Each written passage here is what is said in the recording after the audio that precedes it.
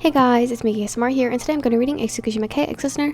This doesn't have a title, so I'm going to be titling it myself, and I don't know what it's going to be titled. It'll just be in the title. And by the way, Tsukishima might be a little bit out of character in this, but honestly I don't think any of us really mind. So yeah, without further ado, let's get right on into the video. So what do you think about her? Tsukishima pointed out to the girl in the corner of the room. Her hair was blonde and went down about halfway down her back. You recognized her as a girl from class 1 too. She's alright. She can be a little bit domineering, if you know, but you like something like that, right? You gave him a wink and nudged aside.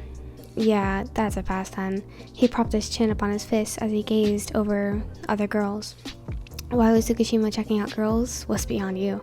Not once in your life has he ever had any interest in girls, so why now? Who knows? Maybe it's because we're in high school now, but he never struck you as the type to care about something like that. You grew up with him, and you've been close friends ever since you were kids, so it kind of struck you as odd. Maybe it's the hormones.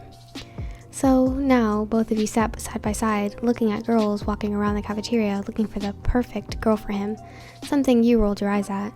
It hurt you to know that he was looking at other girls, when you, in fact, wished that he was looking at you, like that. Why he asked you to help him? It was quite understandable to get a girl's point of view, but it wasn't like Yamaguchi could help him with something like that, so it was up to you. Her? He pointed his finger over to this redhead by the checkout counter. She had a slim physique, straight hair, and seemed to be fine. I think that's Haru from class 2-3. She looks familiar, but if it is in fact her, I heard that she's not really... What? I heard nothing really but good things. She's a year ahead, but go to. He shrugged his shoulders and nodded him off.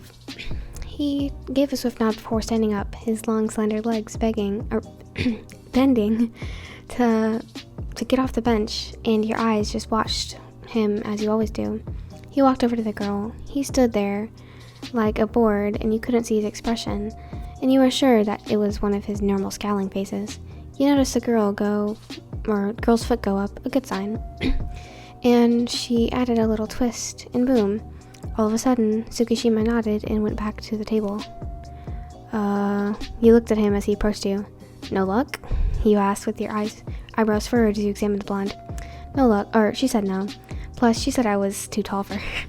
That's so petty. Sorry. She said I was too tall for her taste.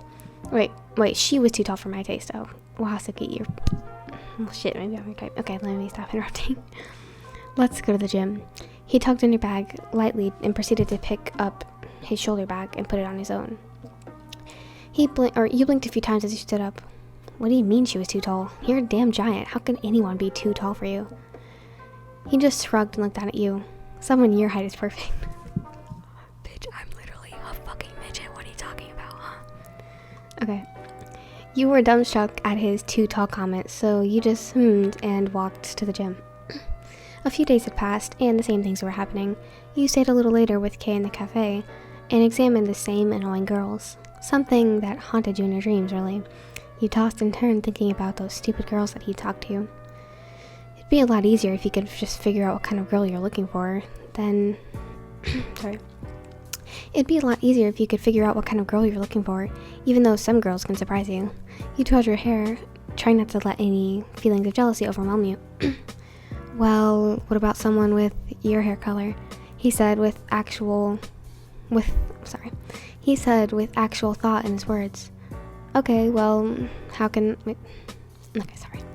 Okay, well, I could work with that.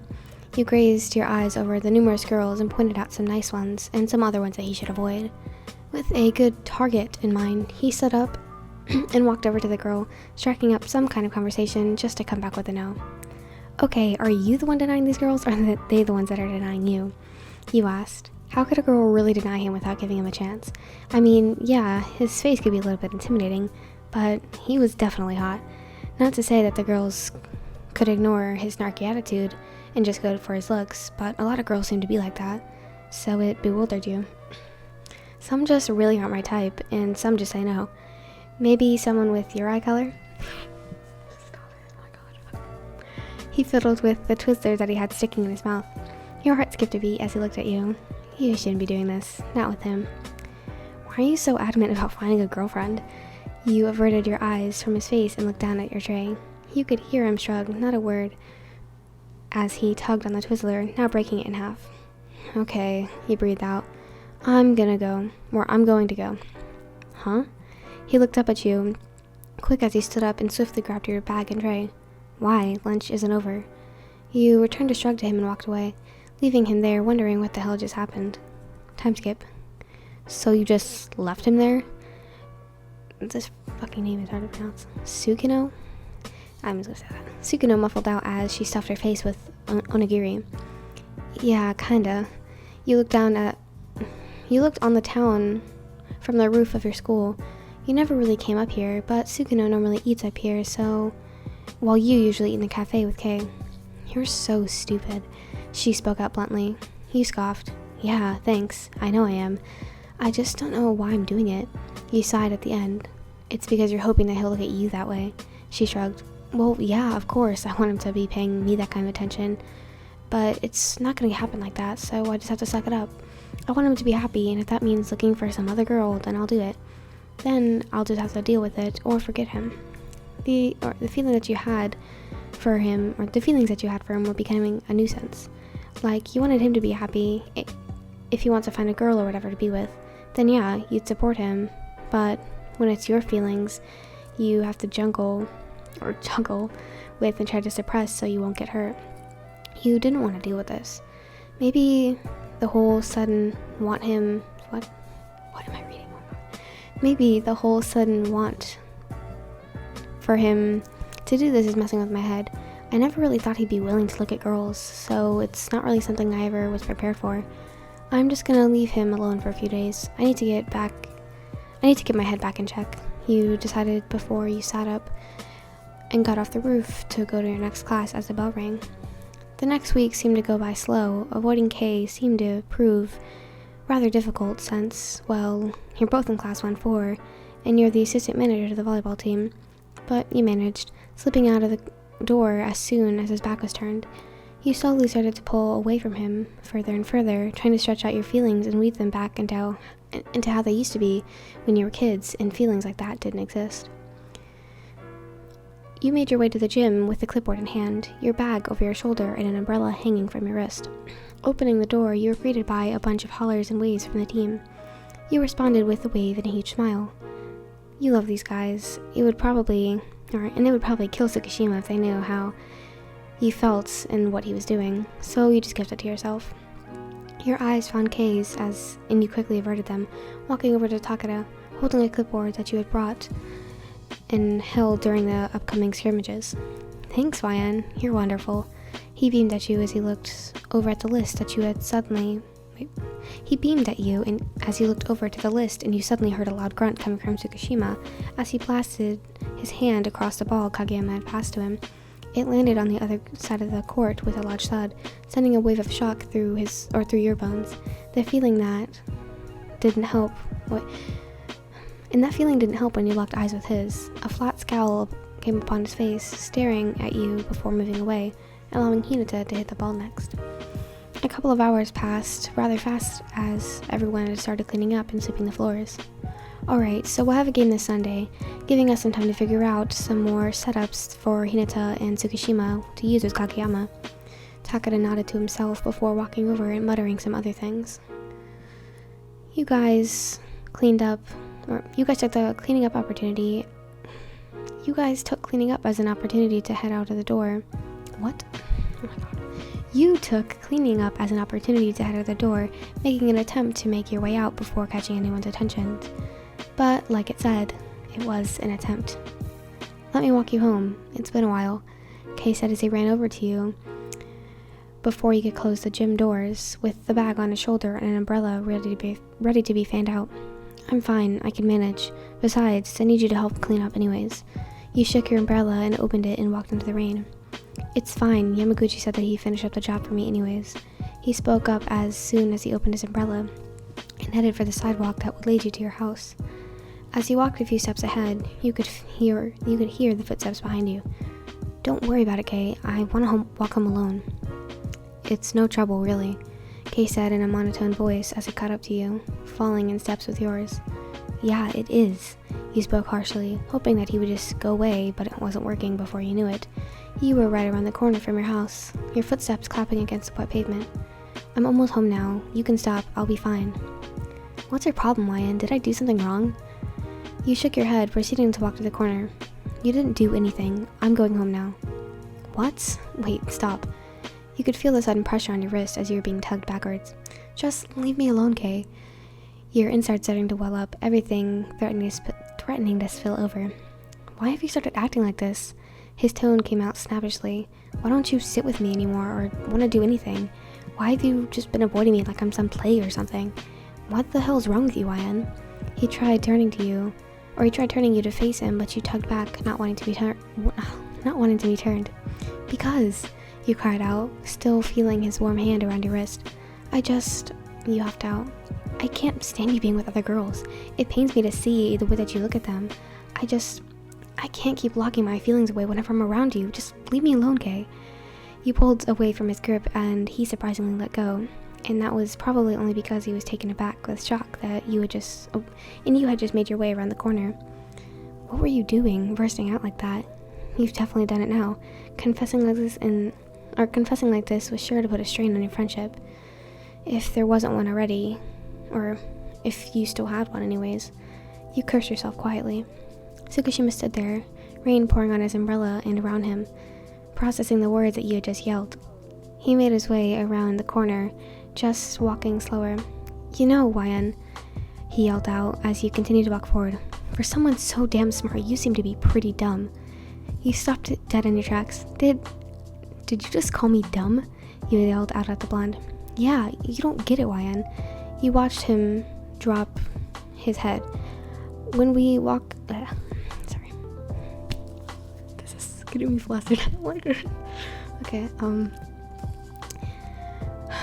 when we would talk in the cafeteria, you could see him shaking his head slightly.